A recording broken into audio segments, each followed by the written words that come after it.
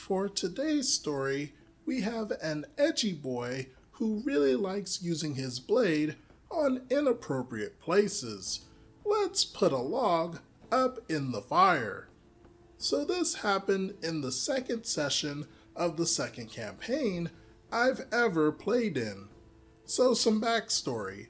A few weeks ago, I joined a new campaign that someone advertised on Discord, and I decided to join. I talk with the DM about rules, make my character, etc. And a week later, we start the first session. The session went by fine, other than the ranger complaining about our stats not being perfect every once in a while. But overall, it was fairly fun. Week 2 comes around, and since one person left without saying anything, the DM invites a new person to the group. A drow rogue.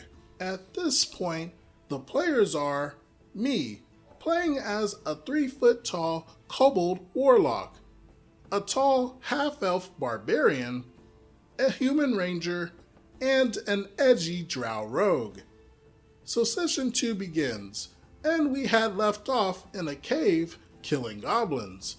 As we progress further into the cave, we find more goblins, and combat begins. Then the rogue's turn comes up. I'm going to put my blade up the goblin's butt.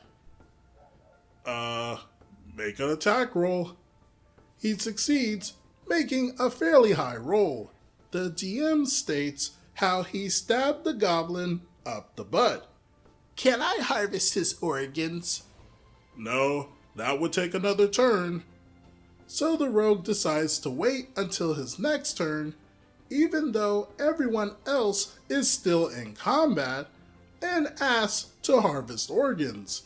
DM asks him to roll for it, and he gets a nat 20, so he gets a goblin kidney. After the rest of the group finishes the fight, while the rogue harvests another kidney, the group takes a short rest. So after the rest, me and the barbarian walk into the next room and run into some more goblins and wolves. So combat begins. Barbarian and I quickly get surrounded, and I'm starting to worry about having my first character death. Then it becomes the rogue's turn. He decides to once again assault a poor goblin's rear, which passes, killing the goblin. But then the rogue decides that the one kill was enough, even though there were 4 goblins and 3 wolves. He tries to go to what he figured were the treasure chests, which allowed a wolf to attack him and knock him prone, and he starts complaining. His turn ends, and on the barbarian's next turn, she decides to try to tame a wolf, and succeeds in making it passive towards us. After a round or 2, combat ends, and the first thing the rogue does is ask the DM if he can cut off the wolf's family jewels. The DM said, "You don't know if the wolf has them or not, and since the barbarian tamed the wolf, she can decide what gender the wolf is," which the barbarian refused to tell the rogue, so the rogue decides to cut them off of some goblins instead.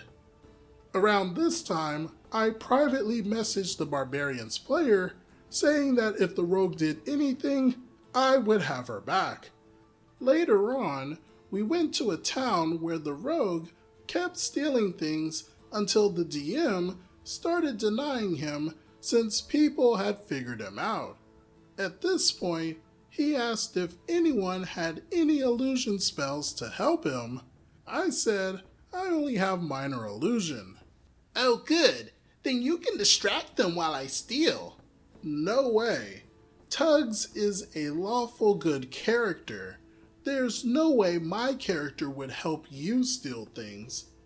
Hey DM, can I cut the family jewels off this kobold? After saying that, the barbarian said, How do you know their gender?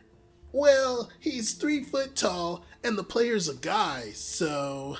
Well, last session, which the rogue hadn't joined yet, we talked about how tugs wore high heels to make them taller. While it was a joke at the time, it was funny to think that this would end up saving my butt, so I went along with it. The DM then mentioned that he didn't allow PvP, which put an end to the whole thing. While this ended most of the problems, the rogue did have a few other things like sleeping in some random person's closet, trying to stab a bandit in the butt, then trying to charm them after failing, as well as more stealing. All of this caused the ranger to leave near the end of the session. After the session, the DM had decided to kick the edgelord and sent a Discord message saying he kicked the rogue and was sorry that we had 3 people come and go by session 2, and how he hopes we will stay and tough it out till we get a good group. Online games are pretty rough.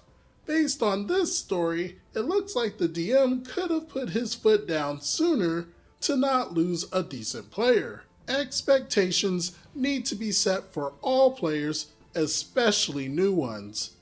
If only there was some sort of way that you could set aside time to go over these expectations in order to not waste anyone's time. What do you all think about this situation?